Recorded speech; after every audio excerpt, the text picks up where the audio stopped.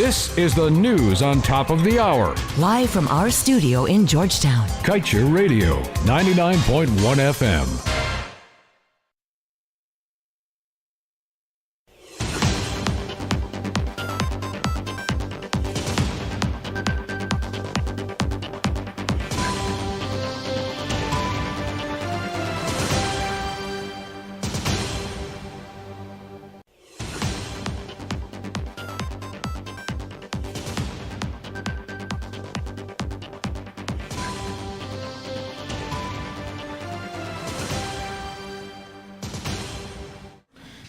Good afternoon and welcome to your main newscast. Here are headlines: government pumping $200 million into unproven fish cage initiative. Hess and Exxon hurry to appraise latest multi-million barrel discovery at Lala Well. Teen stabbed to death trying to defend mother from abusive stepfather. Pregnant woman stabbed to death by ex-partner. Meanwhile, $21.1 billion budgeted for a new Demerara River Bridge and another $946 million to keep existing structure floating. And the Guyana loan portfolio to double this year. These and more when the news returns.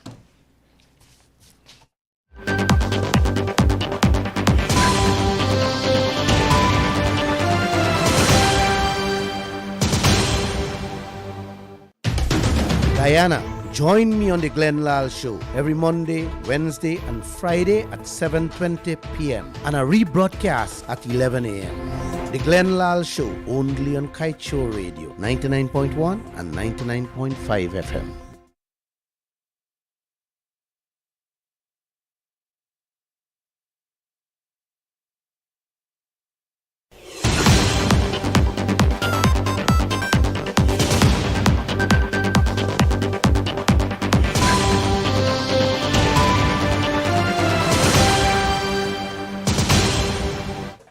With your Friday, January 28th news at noon, my name is Joshua Van Slykeman. Once again, good afternoon and thank you for joining us. Let's get to the news in details.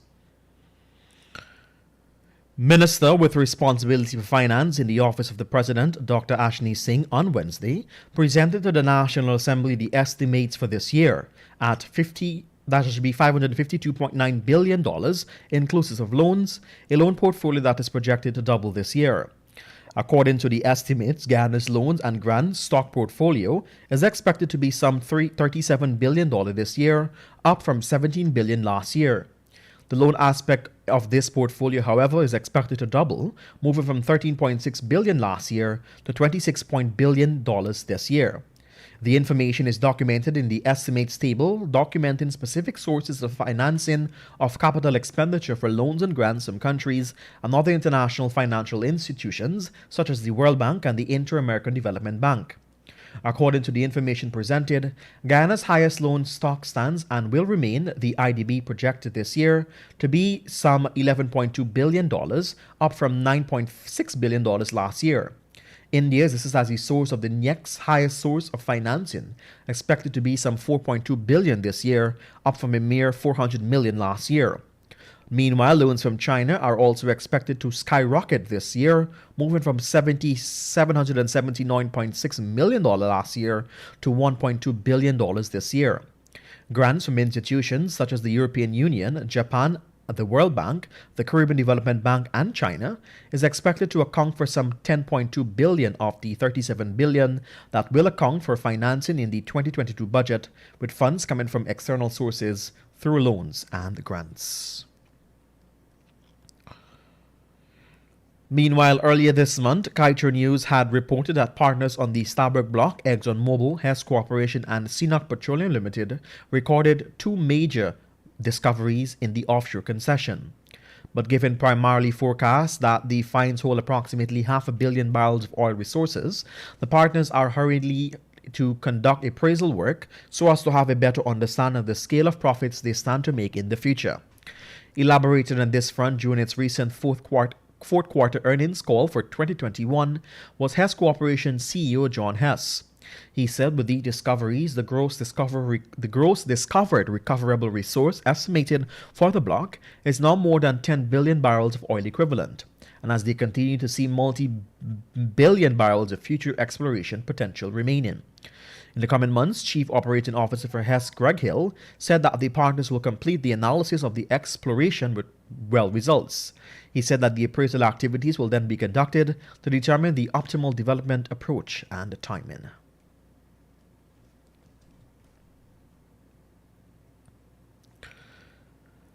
Dr. Ashni Singh, during the reading of the 2022 budget on Wednesday, told the National Assembly that a total of $743.7 million has been set aside for the development of fisheries and aquaculture subsector.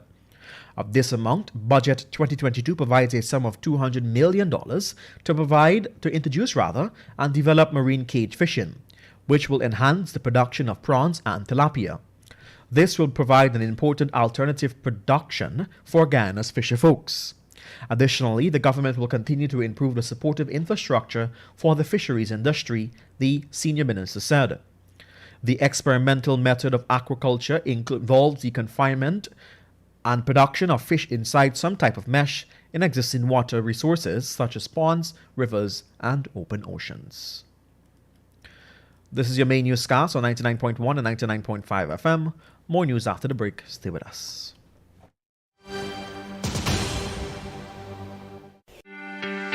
This is GHK Lal inviting you to join me weekdays from Monday to Friday on the National Outlook for commentary on a range of issues. Immediately after the 12 noon and 7 p.m. newscasts on Kaieteur Radio at 99.1 FM and 99.5 FM. Looking forward to you sharing in the conversation.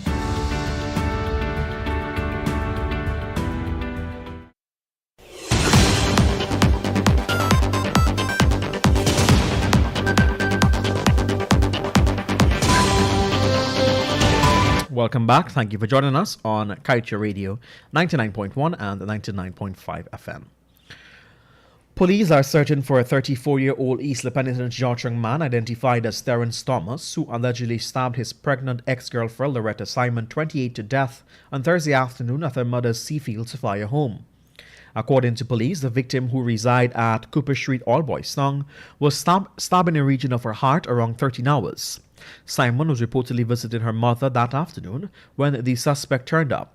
She had gone out to meet him, and according to reports, he reportedly asked for a glass of water and permission to use the washroom, but she refused him entry into the home. Police investigators reported that during the exchange of words between the pair, Thomas demanded an explanation from the woman for leaving him, which sparked an argument between them. Simon then reportedly ordered the suspect to leave her mother's premises. Investigators stated that the suspect suddenly whipped out a knife from his pants and stabbed the woman. She ran a short distance before collapsing and died, at which point the suspect threw the murder weapon into the yard and fled. Simon's relative reportedly found her body lying at the back door of her mother's residence. Police and a medical team were then alerted.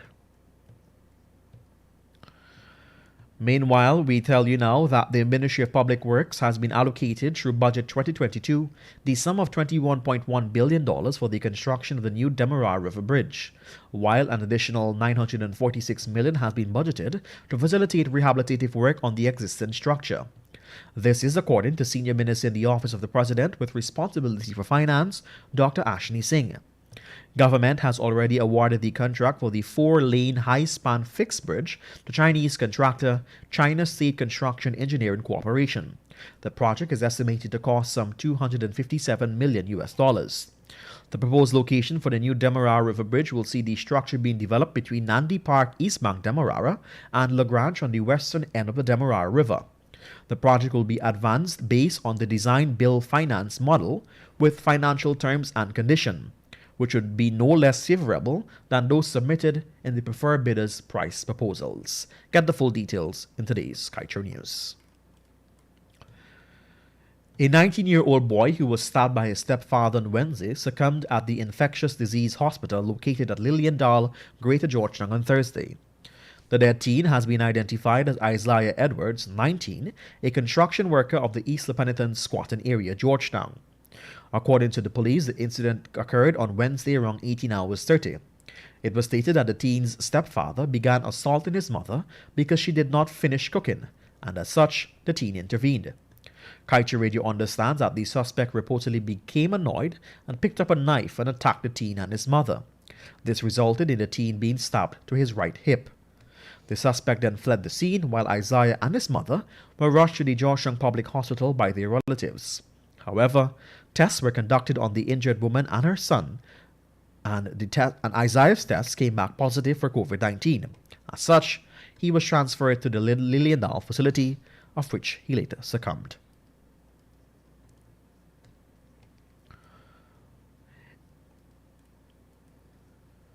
President Dr. Mohamed Irfan Ali said that Guyana is working on an international agenda that will propel the country to become a global leader in several areas, including the environment and agriculture. The head of state made the declaration on Wednesday evening while delivering the feature address at India's 72nd Republic Day anniversary reception at the National Cultural Centre. He said that the country would look on India on its leadership qualities, especially through Guyana's expanded low-carbon development strategy. The head of state said that as Guyana celebrated India, he wanted to recommit working on maintaining and strengthening their tradition and beneficial relations. He emphasized that Guyana and India have always shared a bond of friendship built on mutual values and principles of shared interests, which have benefited both countries. He said India has been extremely supportive of Guyana's development, from the National Stadium of Providence to our modernization road, infrastructure, the ICT Center of Excellence, and the University of Guyana.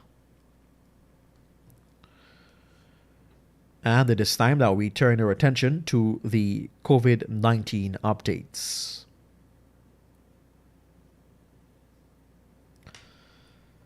Two men, an 81-year-old and a 66-year-old from Region 4 who contracted the novel coronavirus disease, have died. This is according to the Ministry of Health, which reported on Thursday that the unvaccinated men died over a 2-day period, January 26th to 27th, while receiving treatment at the medical facility. As a result of this, the country's COVID-19 death toll has moved to 1,156.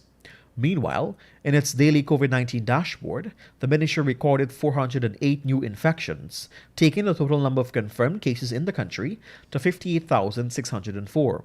Out of that number, 31,493 persons are women and 27,111 are men. A breakdown of new cases per region shows that Region 4 leads with 195 new cases, Region 10 with 98 cases, Region 3 with 40 cases, Region 7 with 29 cases, Region 6 23, Region 2 20, and Region 1 with 3. The dashboard data shows that 17 patients are admitted into the COVID-19 intensive care unit, 173 persons in institutional isolation, 11,818 in home isolation, and 11 in institutional quarantine. To date, a total of 45,440 persons have recovered from the virus. And we turn our attention to page 7 of the Kaieteur News that is dedicated to being blunt. Guyanese were teased with promotional clips that the budget will help offset cost of living, and we thought this was intended to all citizens, especially those struggling a bit more. Each Guyanese should take a look at that massive oil budget and ask the question, what's in it for me as a citizen of this country, especially a tax-paying, law-abiding one? Whatever it offers, it is not nearly enough. Not when we have leaders who are bleeding us from every angle to satisfy their greed. Change must and will come in this land. And with that, we've come to the end of your main newscast on Kaieteur Radio 99.1 and 99.5 FM. Let me remind you that you can get the full details of these stories and much more by picking up a copy of the Kaieteur News at a newsstand near you, or head across to our website at kaieteurnewsonline.com. I'm Joshua Van Slegman. Thank you for joining us.